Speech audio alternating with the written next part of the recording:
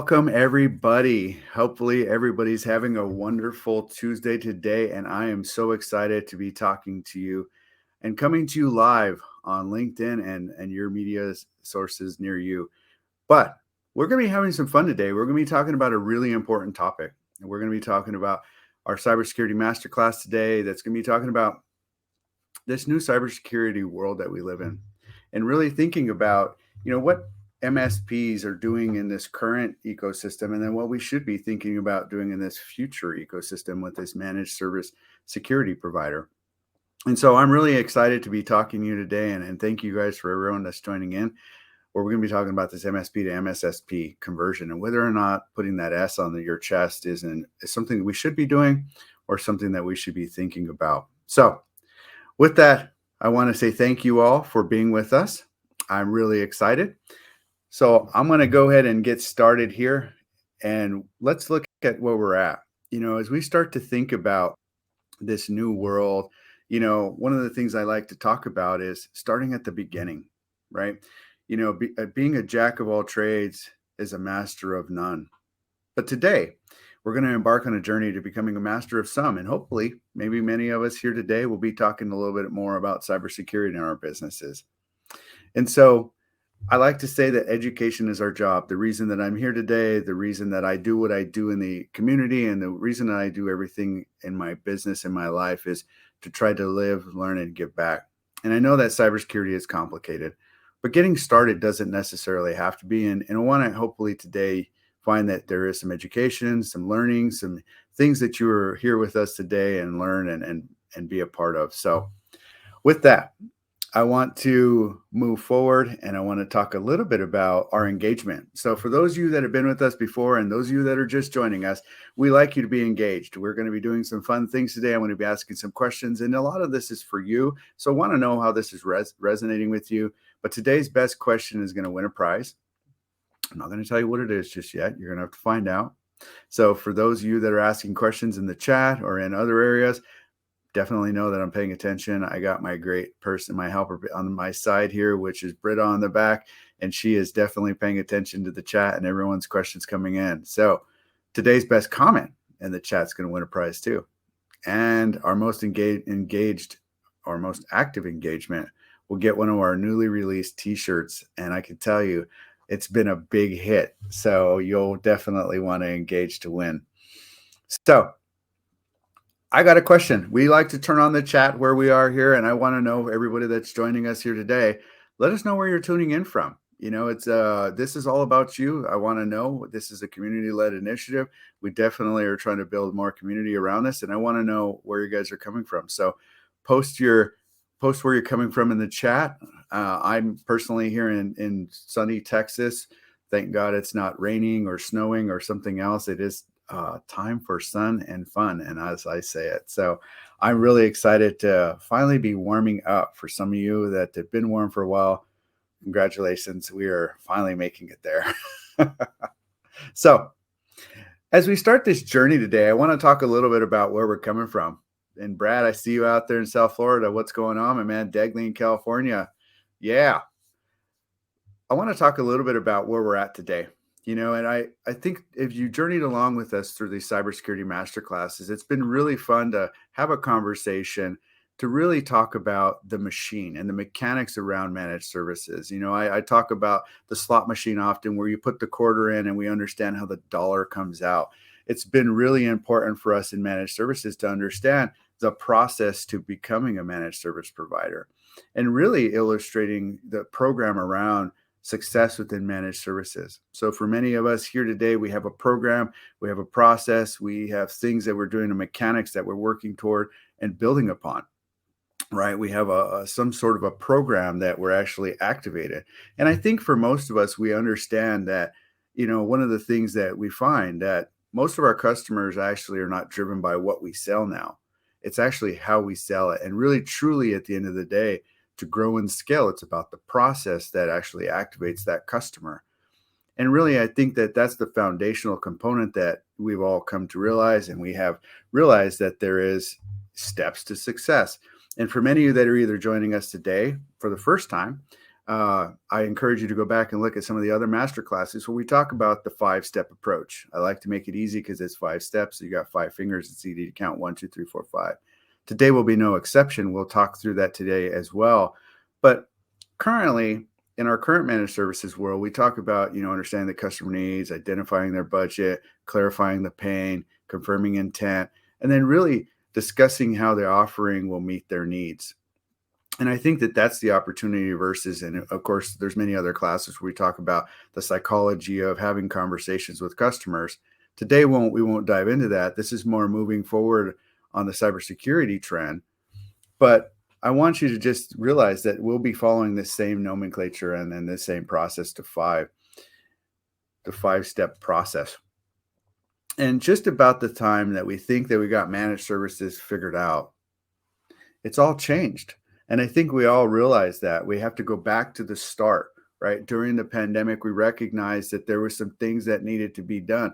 And we have now this new ecosystem of customers that is now distributed, right? Our old world of the command and control world, where we actually housed customers inside of one single place and we hardened the infrastructure from the outside in. Now we actually have distribute all these different people all over the world, and we have employees all over the place. So now we need to go back to realize, okay, what do we need to be doing now? Because now things have changed. Opportunities have changed. The way we support our customers has changed. And that's where I think we really need to realize that we need to change our businesses. And then for those that are thinking about this new world and the way that we need to be doing things, one of the things that we got to be considering is what's changed and what do we need to be thinking about when we start back over. So I'm curious for how many of us here today that are here, questions from the audience. What are some of the things that you're seeing, the biggest opportunities in terms of cybersecurity? What are you seeing out there in the ecosystem? What's happening and what are your thoughts? I'm curious to know. So, one of the big things that I'm seeing is that the table is set. We are now, as a trusted provider, sitting at the table with our customers and our, the executives of these businesses in a much different way. We are now seeing where we actually have a firm seat at the table. And I'm curious, as we start to think about that, what does that mean to us in terms of our responsibility now? Now we're being listened to. Now we're having to actually give, solid advice to our business partners, which I like to call our customers, right? In managed services space, when you're having conversations with customers now, before it was like, oh, well, I just want the cheapest option. All of a sudden now it's not the cheapest option. It's like, help me stay in business. I need all the things that I can get to keep my business running.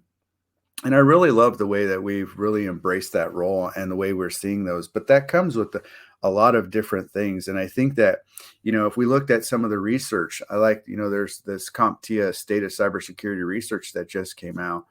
And one of the things that is important, and I was reading through it, I found some really great nuggets. And it said the scale and scope of the cybersecurity problem is so immense that no organization is immune to a disruptive attack. And I really think that for many of us, it's not something new. It's not that we don't know that. I think that the impact of what's happened and the change that's been, implemented over the last couple of years is so vast that now we're actually having to run to catch up. And it's really an interesting thing. And I think that for me is one of the big opportunity moments is where we have to start to take a look at what are we going to be doing in the future? How are we working with our customers meaningfully to actually, think through some of the things that are challenges for them. And if we're starting back at the beginning, one of the big things that we have to be thinking about is really this shift from MSP to this new modern managed security provider. Now, I know that there's controversy around this MSSP thing, and I get it. I understand that there's not an MSSP certified name, but there's still a managed services security provider nomenclature, right? We are doing something that's secure and we're delivering security services to our customers. But I think that we have to start to think a little bit differently, right? I remember when there was a day where there wasn't even a word called MSP, and we just grabbed that name and wore it because that's what we were doing. We were managing systems and customer environments. Well, this is a similar initiative, right? Where we're actually having to manage security things that customers are requiring. And I think that if we go back to the beginning where we said we had to start at the start, it's really who am I, right? We have to start thinking about ourselves differently. We have to be thinking about what do I do and what makes money and really what's my liability. And I see, Brad Gross is here with us, and I appreciate him being here because a lot of this is things where we're having to understand that there's a new world, and not is it new world just for our customers, but it's a new business kind of world where we actually have to be thinking about things differently as well. So we're going to jump through this a little bit, and we're going to be talking through this throughout the day. And we're going to go through these questions and start to ask some of these. If we're asking our customers questions, we also need to be asking ourselves questions like, what do my customers really need? What do my customers want? And can I make money from these things, right? That's one of the biggest things. I think when we started off in managed services, we thought about something and we felt like, the biggest thing was that we found love, and it was people needed IT.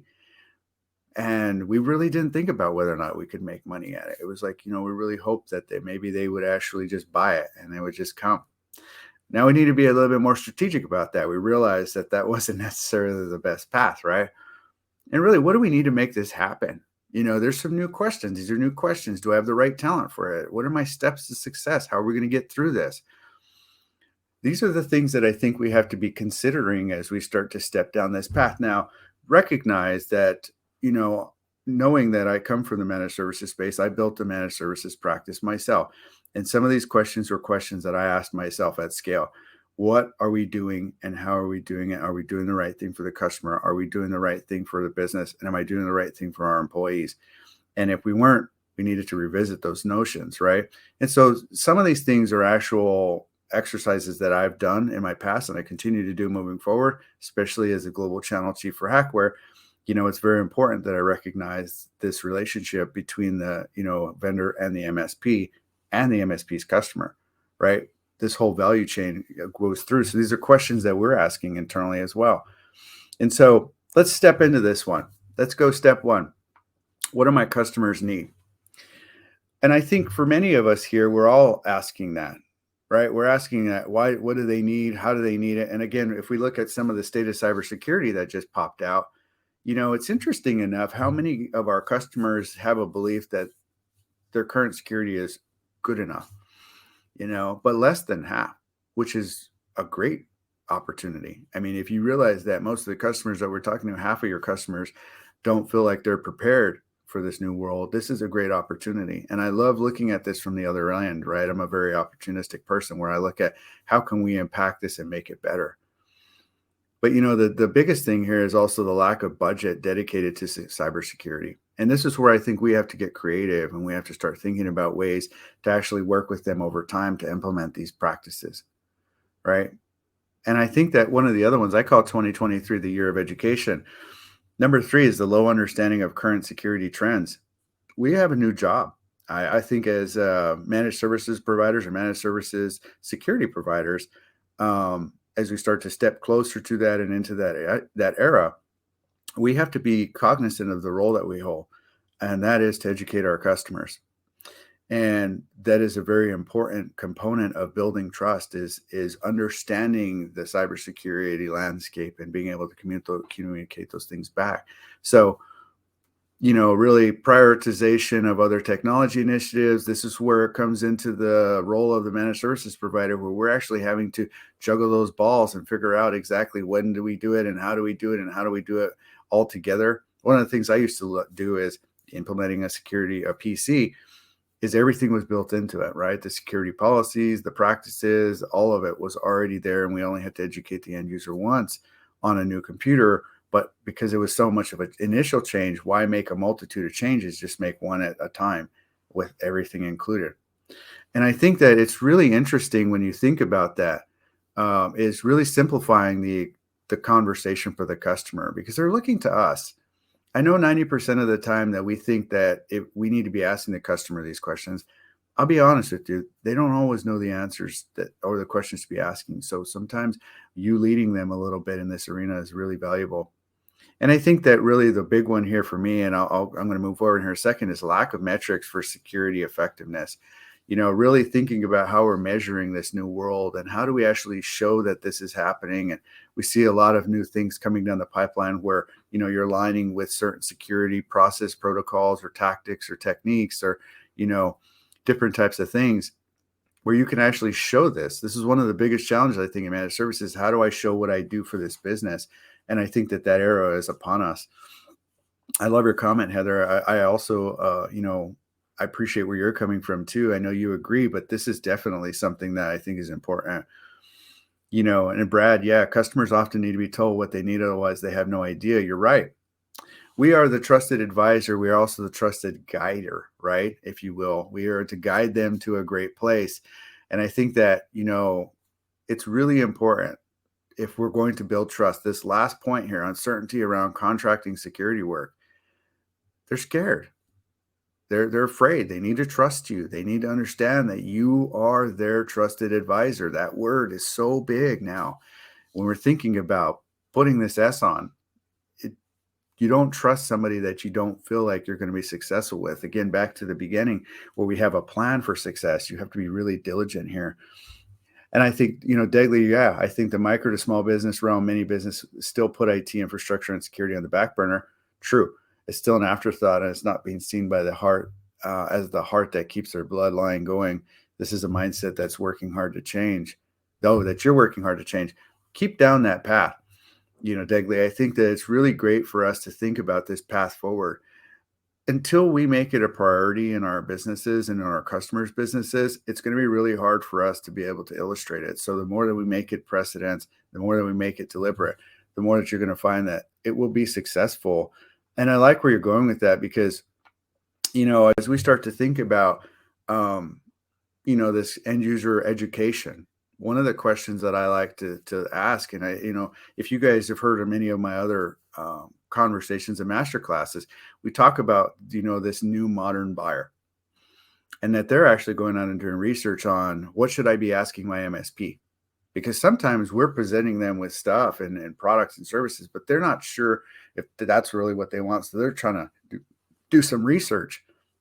And I don't know, for many of you that are here, and some of you may have joined before, or maybe you might have seen the MSP Masterclass live, but for those that aren't and they're joining us today, have you guys heard of this MSP shopping guide? Post in the chat if you have or haven't.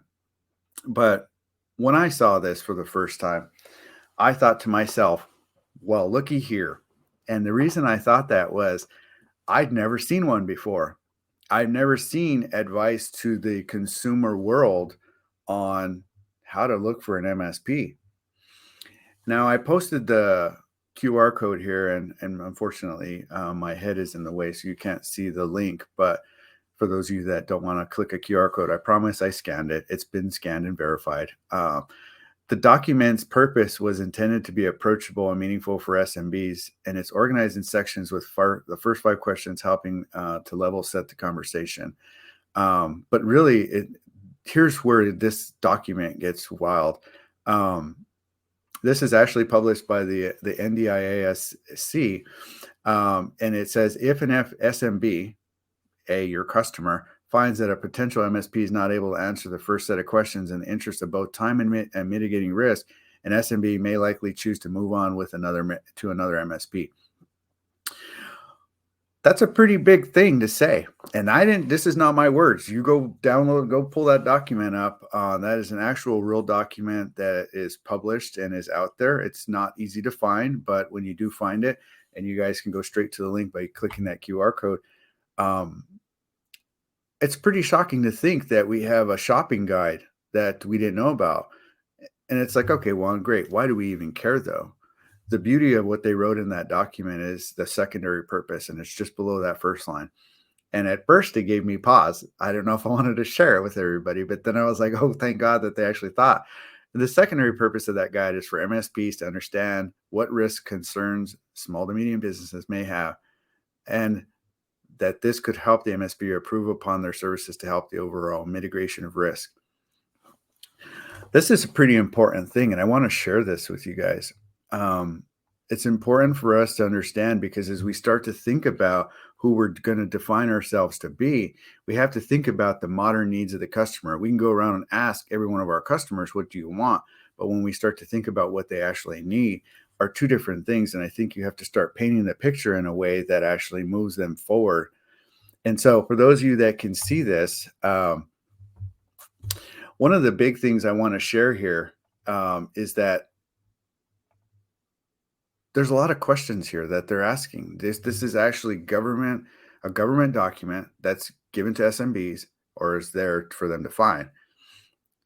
And it's asking several questions like if any of my data is stored in on information systems, where are those systems geolocated? What's our basic risk management on it? How does your team access my environment? What internal governing policies does the MSP have in place? What's your company's incident response plan? Do you carry cybersecurity insurance or certifications and compliance? Can you share references? I mean, these are all pretty serious things to be asked. But here's the most important one, the one in pink here for those of you that are following along. Number 18, can you tell me about your ideal client? Well, that's a pretty big statement because I'm curious, and I don't want anybody to answer, and don't feel like I'm pointing any fingers here because I know as an MSP, as you're building a practice, it's a really difficult question to ask. But again, back to the conversations we had at Cybersecurity Masterclass in the past of knowing the no, right? There's a lot of no's here that we may have, and we may not be able to tell our customers, and we may not have answers for some of these things. And this is when we're starting to think about who we're defining ourselves to be in the future. For many of you may be thinking about aligning to, certain, risk, temperature gauges where you're actually compliance gauges. By all means, do that. But when your customers are asking certain things, you want to make sure that those questions that you're aligning to and the things that you're doing in your business also address some of these questions, because if you don't actually have an ideal client that's like me, whether I'm a lawyer or a doctor or acute care, whatever it may be, then you may not be the right MSP for me. And that's where I think we have to start to think about who we are and we start to define ourselves. We have to start to think maybe a little bit more narrow. And I'm not saying that you should or shouldn't. I know a lot of great MSPs that are doing just fine with a generalized offering. But as you start to think about this in the future, you have to start to be more cognizant about, again, who we're going to be, right? I'm not saying I don't argue the past of what we've done in the past, but I think as we start to step forward, what are we doing moving forward? And so I'm curious, for those of you that are with us here, what kind of questions are you guys getting? I just showed about, 40 questions out of that MSP shopping guide, but I'm curious, what kind of questions are you guys hearing from your customers currently? I know that I hear a lot of things like, and again, post in the chat if you got some questions that you're hearing. I'd be interested. I know Brad's probably got a million of them. Degley, I'm glad that you heard of it. I'm glad that you go grab that thing and then download it. Some of the questions I think is interesting. I've heard a lot of things as I presented this on stage in certain places. How many people are asking, to fill out cybersecurity questionnaires or, compliance questionnaires? And I think we've been doing that for a while now, but they're much different. Now it's got some teeth in it. Like, are you sure we're doing that? Can you provide proof of you doing that? Is there any way that you can validate when was the last time you did it, the documentation around it? Like, there's a new era of this questionnaire. I can't just check some boxes and say, yes, I'm doing it. Now they're asking for proof. And so for some of you that, have questions, throw them in the chat. I want to see some of the questions that you may have. But I think that here's the opportunity. I know with everything that's happening right now, what I don't want us to do is I don't want us to just go running into the fray. And just, one of the things that I did with my organization in my previous life was I waited a year until I had everything ready. And I wanted to make sure that I had all my bases covered. And I wanted to make sure that everything that I was doing was up to par so that I could actually take advantage of it. And when you take a second to think about it, rather than just grabbing the first shiny ball off of the shelf and bolting it on and then just running and saying, hey, I got this new thing and I know you need it, it's being very strategic about your direction. And it's being very process driven on why. And I think that, for many of you here today, we're going to be doing an exercise in the future that talks a little bit about customer penetration. And one of the things that was really interesting when I was working on building mine was understanding inside of the customer who was aligned with me and my stack and my program. And I know that many of you out here today have a stack alignment process. For those of you that don't, I encourage you to go through the exercise of understanding, what am I selling to my customer today and what do you think they need? And then asking them the question, like, are these things that you might need? Because if you do that, your internal customer base, you can actually grow yourself quite stably over time, because you can understand that there's certain products that they might need that they don't have currently. And I know the hardest hill to climb is that immediate. We talked about the change trajectory, right? The most adversarial area of a sale is change. But if we do it small bits of change and trust over time, the customers will be more trusting of you and synergetic and wanting to accept these new mantras and opportunities.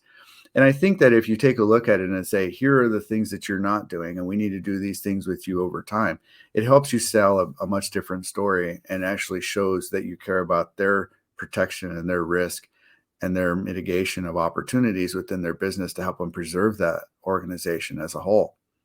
So if you haven't done this, I'd be curious. I know that there's a number of them that are out there, and there's tools that'll help you stack align with your organizations with, whether or not, they have backup or MFA or cybersecurity, education and awareness, phishing training, all these things that might be an opportunity. But this is how you could potentially forecast the future of profitability and understanding, if these customers don't have anything with me, what are the things that I can implement and what are the things that I can make money off of?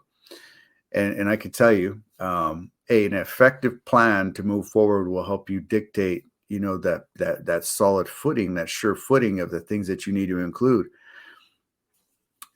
And that's really the opportunity here. And I think that when you think about the profitability, then we can actually also look at, how do I make money with this? Right. And I think that, Brad's got something here. He says lots of the most common, something like, how do you provide cybersecurity without putting a company on the line? If something goes wrong, and at some point you could go wrong, how do I avoid liability for a security related incident? MSPs are often scared literally to offer cybersecurity services because of the fear of an incident occurring. I agree 100%. That's a lot of reasons why we don't do things, is fear, right? In life and liberty and the pursuit of happiness and all the things in business. I could tell you fear has stopped me a number of times of the unknown, right? And this is why I'm saying here during this time is to understand the opportunity, right? Understand what my customers actually need and look at those trajectories and aim at those opportunities. And I think that with that, you can actually start to look at the trajectory behind what you should be doing, and it'll help you start down that path to your next steps. And Mike, Mike's out here. He's got a question: who should carry cyber insurance for the SMB or the MSP and the SMB? Hang on to that question, Mike. I got something coming for you. And I think that as we start to step into this, let's hear from the audience real quick here. How many of us have ever done a customer needs exercise? How many of you, just share with me, if you've ever sat down and said, okay, here's what I think I have in my stack, and here's what my customer needs, and here's how I line up. Or have we gone to our customers and said, okay, based on our QBR, here's all the things we're going to need. And then we said, okay, go back to the office and say, all of our customers need this one thing. Let's move forward. If you got any tips or tricks for anyone that's in that space right now, or if you've done that in the past, please share. I'd like to know. This is something that I think is very valuable. And from a community perspective, if you've done something, share with others what you've done, because I think it's really fun to do.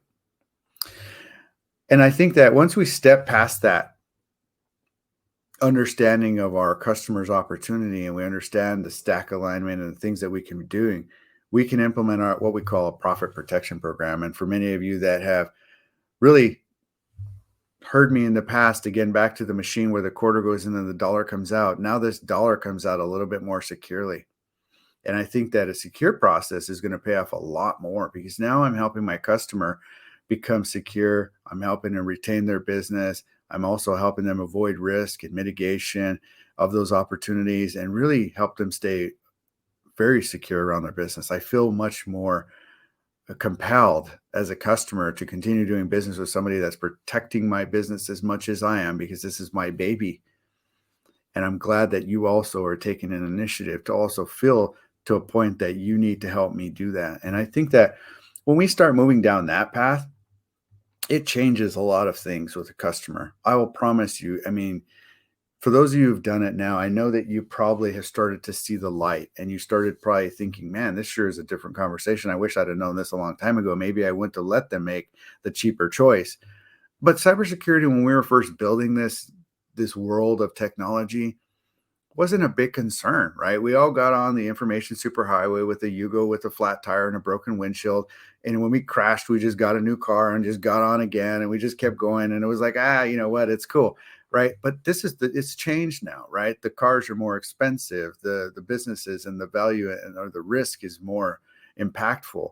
Like things have changed and it can happen really fast. And now we're not as loose with our trust as we were before, which is jumping on the information superhighway. We want a nice, secure, 5-star rated, safety crash enabled car that's auto driving and self driven. And I want to get in and I don't want to put gas and I just want to drive and I want, 500 miles. Right. And this is a different world. And I think that that's the beauty of where we're at. And I think that as we answer these questions, what do my customers need?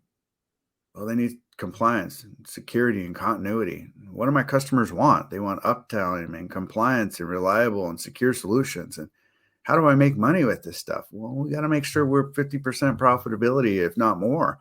And what do I need to make it happen? I need process and frameworks and customer journey maps. And do I have the right talent? Maybe I don't, but can I upskill them and can I move them forward? And if I can I get them certified and look at different things like, CompTIA Trustmark and cybersecurity and Security Plus and, CEH and other types of certifications that can get my team to where they need to be. And I think that, really what are my steps to success really is the question. And I think that it's starting at the beginning, right? Asking yourself a series of questions and really going back to that exercise and truing up with yourself and your business. Because once you do that, you have an opportunity to create a new plan for success. And I think that, when you start to think about that, you have a 5-step plan, just like what we've gone through today. Understanding our customers' needs, defining our offering, building a secure and profitable opportunity for our business, implementing and testing that plan and making sure that it's true and it's right. And really assessing your liability is our 5th step here today. And I know Brad, that's his jam. And I think that, when we start to think about assessing our liability, we have to really look at all angles. And from those angles, we have to start to look at them from a different way.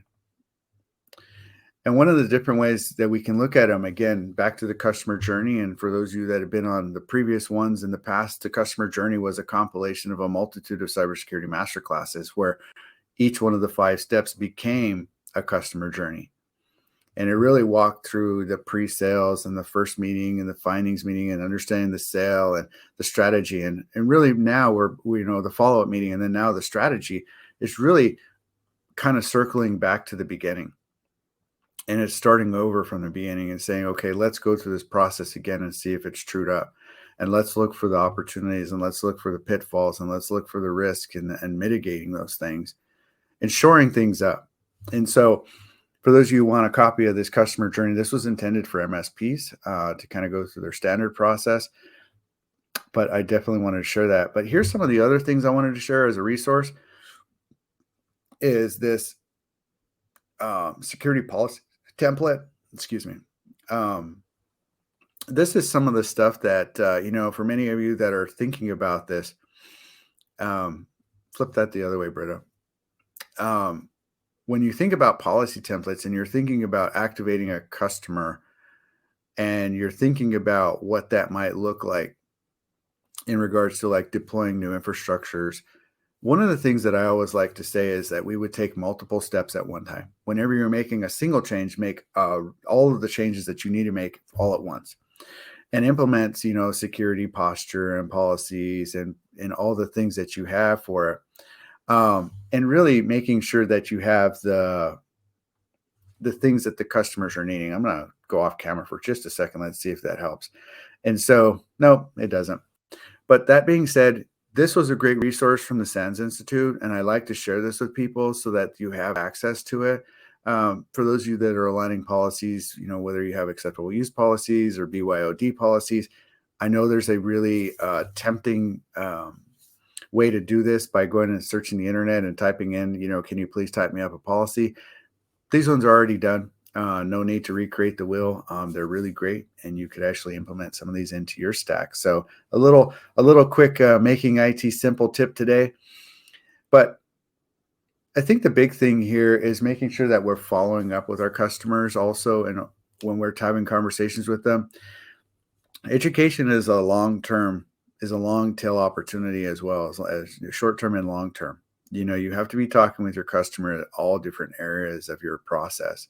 So one of the best places I used to like to share with customers is how they were going to be successful and understanding that process all the way through and making it easy for them to understand so that they could also say, I had this wonderful experience with this managed services provider today where they actually went through this whole process and they made me feel like I was going to be secure and I was going to be really, ushered along and really handheld through this whole process. And, it's really interesting how I have to think about all this stuff as a business owner, but I never had to think about this in the past. And I think that staying engaged with them and continually having those conversations and just keeping that conversation going is a big piece of it. So I wanted to just pop that in here as part of that customer journey. But let's jump into it real quick.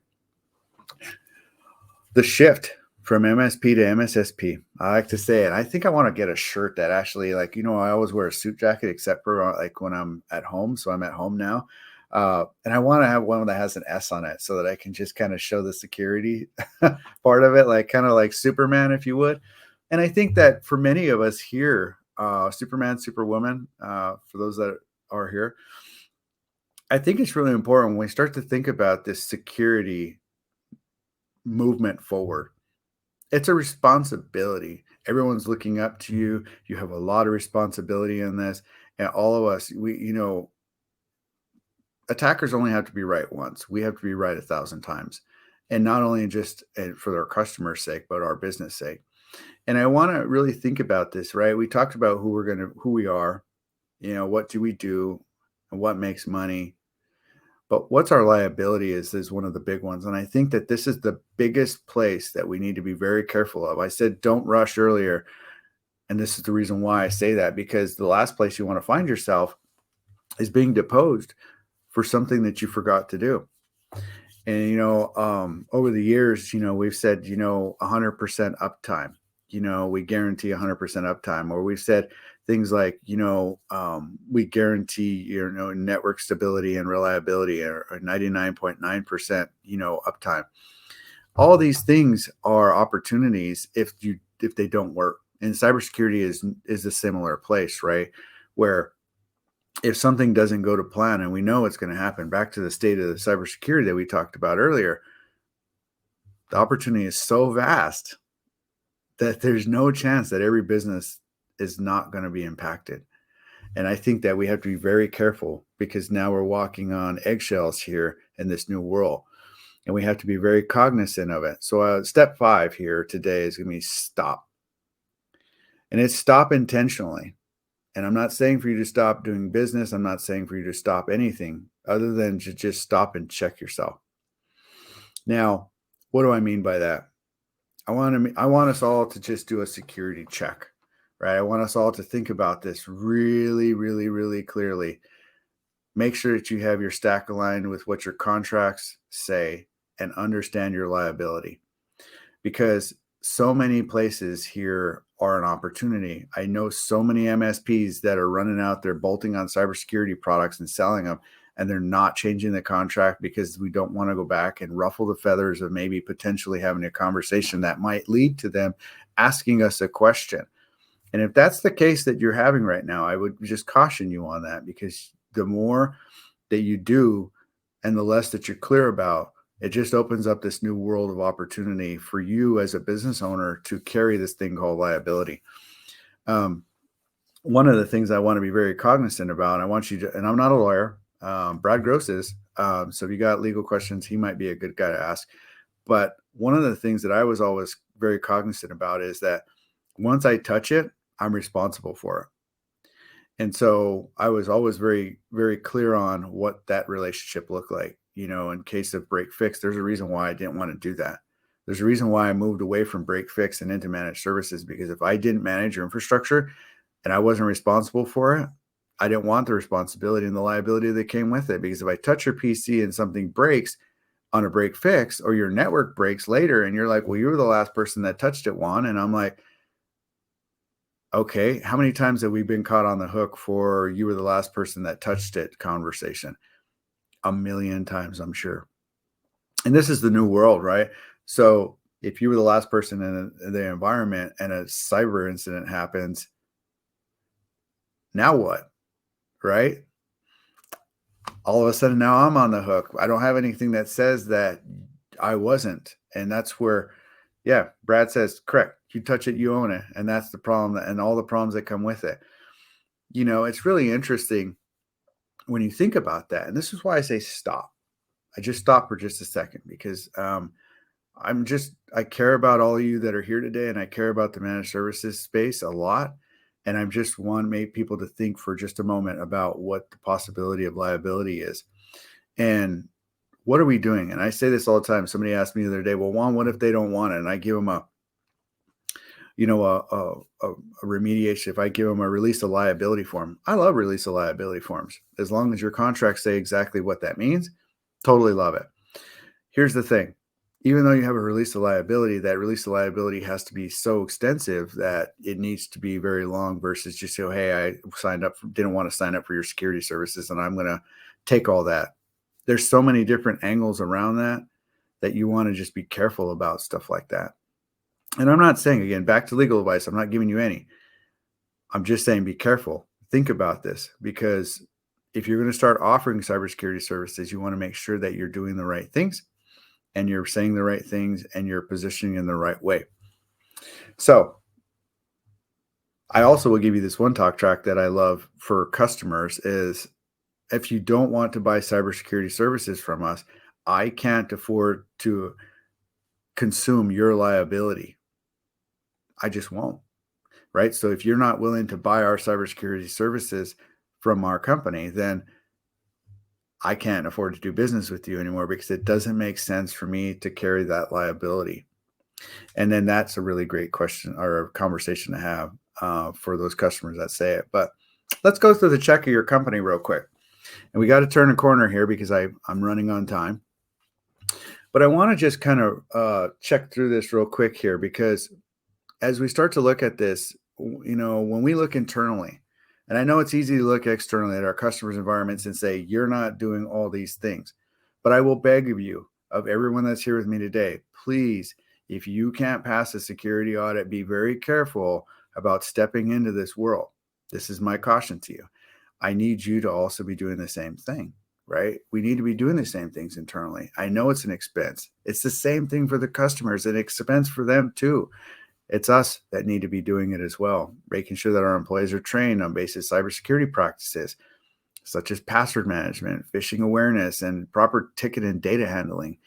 I hear this oftentimes where, tickets come in and there's no checks and balances in the tickets, where, end users are just requesting password resets with no validation on the back end. And we're just doing it because the ticket came in, right? We're password resetting for Mary because Tony can't get in, and Tony really needs to get on right now. And we're like, okay, cool. Yeah, it's Mary. We're going to go ahead and just do it. What we don't know is that Tony was probably hit by some sort of phishing scam, and now Tony's been compromised, and we have insider threat going on, right?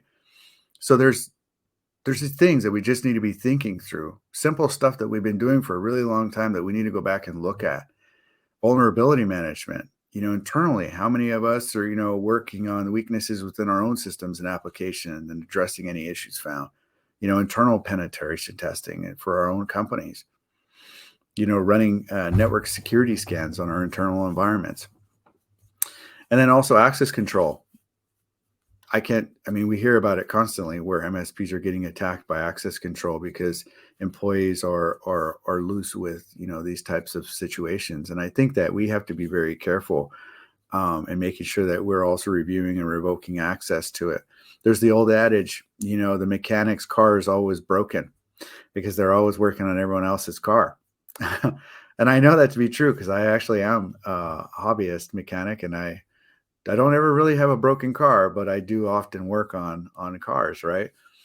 And I think that that's where you come back to your incident response plan. Sitting down and doing your exercises and making sure that you have an incident response plan to take action in case of a breach, or what do we do in every of these cases? How do we alert each other? How do we make sure in implementing these new opportunities within our organization? And truly be told, is compliance is staying up to date with regulatory requirements such as, HIPAA or GDPR or PCI, whatever it may be in your organization. Or how are we doing those things? Now, I'll give you this. This may sound like a lot of work, but I promise you, if you're telling the story to your customer on, here are the things that we're doing internally to make sure you're protected. This also becomes a sales opportunity to really bolster the trust around your brand, right? Where you can actually tell a story. These are the things that I'm doing internally, just as I would ask you to do. And here are the benefits that I'm experiencing from it, because I can sleep better at night knowing that my team is more securely minded and that my customers are most importantly taken care of. And so as you check your own company, one of the biggest things here is to check your contracts. Again, big note at the bottom here. This is not legal advice. Please have your attorney review and help you draft up and improve your contracts. I'm not an attorney here, but making sure that your scope of services is clearly defined, and that, that whatever services are being provided also include any limitations or exclusions.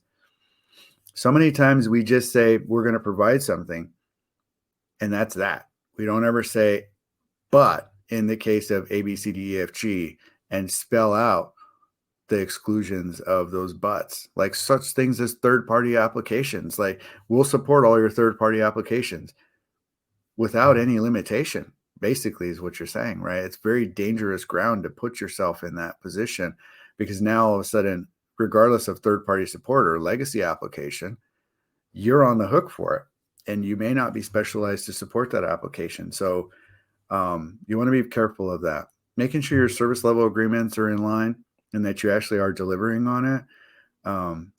Clarity in the documents, as Brad says, clarity in the documents reduces potential liability dramatically. Agreed. And then really spelling out the limit liability cap. Like, what are the limits of the MSP and the liability specific dollar amounts or potential multiples of fees paid in the case of an MSP or a client. And I know that Mike had this earlier. Insurance requirements specify the type and amount of insurance that the MSP and customers required to maintain, and require that the client maintain the appropriate insurance coverage as well. Maybe as part of your QBR, you're asking them to submit their annual insurance coverage documents to you, so that you have them on file, that you're maintaining this relationship in a positive, meaningful way, and that we're both positively insured. And let's look at this together. I don't know what that looks like. Again, I'm not an insurance professional, but consult your insurance agent and make sure that you have something like that.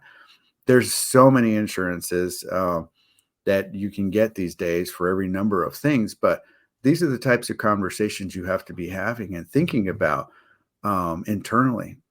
And I really think, this termination thing, include termination clauses, circumstances under which either party may terminate. I think that many of you probably have some language in there about that, but disputes is also another area I felt like that we should bring to attention, is establish a clear process for resolving disputes. And you might want to even include some language in there, such as in the case of a breach. If you have supported products, what happens in the case of a breach? And if you have unsupported products, you don't have any of our supported products and you get breached, what happens then too? I mean, there's a number of things. Again, consult your attorney for those things, but these are all things that you have to be thinking about. And I think that, again, back to the beginning, if we're figuring out our stack alignment and what our customers needs and who we're going to be, again, remember that question, who's my ideal client? Different client types require different types of contracts. I know we all most likely have probably one that's just a master services agreement, but there's a different kind of customer, right? If you maybe you have a cybersecurity customer that's focused on certain things, there may be a different contract for them. I don't know what that looks like. Again, a consultant attorney, if you do have different kind of client types and your ideal client type is healthcare or education or, you know, lawyer or legal, there may be different client types that require different types of agreements that maybe aren't the same as your standard managed services customer that we have contracts with from the time that we started our businesses. So as we round the corner here, I think that one of the things that, again, back to checking, is check your vendors. So much liability as you're starting to think about, when you're having conversations with vendors, do they do risk assessments? Do they have references? Can I take a look at the contract? Can I look at the, compliance stuff, security reviews? How are you communicating with us? There's so many different things now. This is a mutual joint force initiative to support this new modern world and this modern customer. Play kindly with your vendors, but at the same token, make sure that you are also making sure that you guys are working well together. This is one of the beauties of us, at HacWare, is we're very transparent with what we do, how we do it, and the way we're focused on our partnerships. But I think that as we start to look at as managed services organizations and managed service security providers, before we actually just go ahead and check the box and put the S on there, we need to make sure that our vendors are closely aligned with us, our initiatives, and that we have all that information documented so that we can have a conversation with our customers on why we chose this vendor. What outcomes can we deliver with this partnership? And what are the things that we're doing from a cybersecurity component and the string across all of the lenses, all of the areas, how it all stitches together to make a really better together story. So I will encourage you to actually, also do that as well, is look at your vendors. And I really want to encourage everyone today, it's just to plan for the future, right? We say oftentimes you hear a lot of scary things that there's no path forward and it's just this gloom and doom, and that's not necessarily there's always a world of opportunity out there. And I know that many of you here today are evolving business owners, and I'm really happy to see many of you joining in. And make sure that you know that if you build securely for success, there is a plan for the future. And I want to just say thank you for that. And Brad got one more comment here. Make sure you know the limitations imposed on services by your third-party vendors, so you don't overpromise services to your customers. You can't provide what that upstream vendor doesn't offer. Good point. Great point. So as we start to round the corner here and we look at building for success, one of the big things that I want to do is I want to share some final resources with you guys.